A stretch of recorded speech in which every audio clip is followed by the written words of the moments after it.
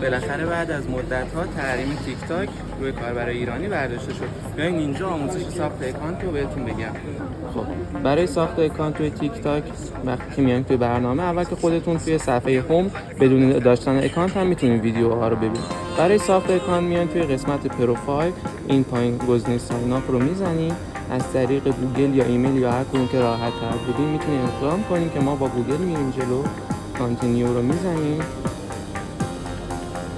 یوزر نمبرتون، حالا ایمیل خودتون رو میتونید وارد کنید. پسورد رو وارد میکنید. سیو میکنید پسورد رو و صبر میکنید که ثبت نام تکمیل بشه. تاریخ تولد رو انتخاب میکنیم. تولد خودمون رو نکست میزنیم. نیکنیم هر چقدر که بخوایم انتخاب میکنیم و اکانت ساخته میشه. الان ما اینجا اکانت رو داریم و میتونیم از تیک تاک استفاده کنیم.